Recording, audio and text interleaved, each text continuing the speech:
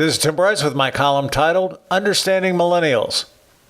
It seems whenever the subject of millennials comes up, be it in a new poll or study, all I hear about is their irresponsible behavior.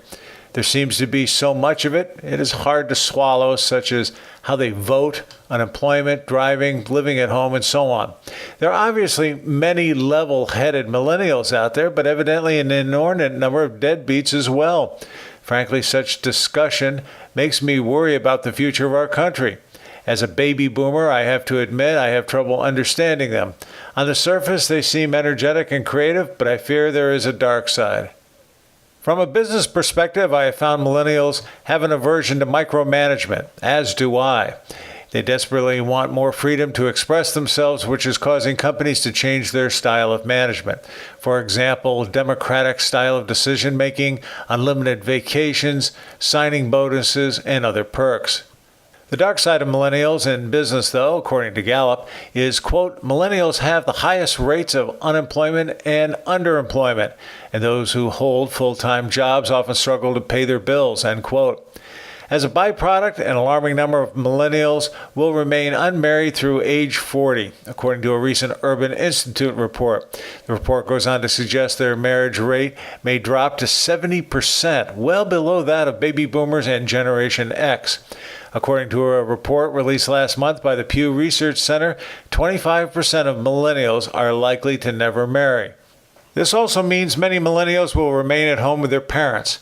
According to Pew, in a 2014 study, quote, for the first time in more than 130 years, adults ages 18 to 34 were slightly more likely to be living in their parents' home than were to be living with a spouse or partner in their own household, end quote. Millennials also seem to have an aversion to driving. According to a USA Today report, quote, quite simply, cars are becoming less important or less accessible to millennials, end quote. Their indifference is causing automotive manufacturers to rethink their marketing strategies for the future. Interestingly, Generation Z, the next generation, is rapidly passing the millennials in terms of applications for driver licenses. Why the difference between these two generations? Nobody knows for sure, but it suggests Generation Zers are more ambitious.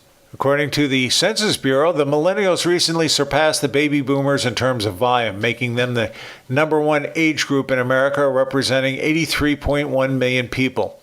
This represents more than 1/4 of the nation's population, yet only 24 million millennials voted in the 2016 election, representing a paltry 28.8% of their eligible voters.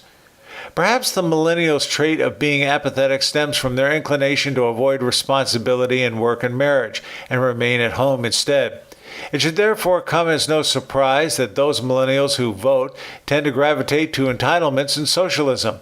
Had they showed up at the voting booth in 2016, the outcome of the election could have been much different. However, many of them believe the American electoral process is rigged. Therefore, they do not bother to vote. Those millennials surprised Hillary Clinton didn't win the election because of the popular vote simply do not understand the basics of government in this country, such as the Electoral College.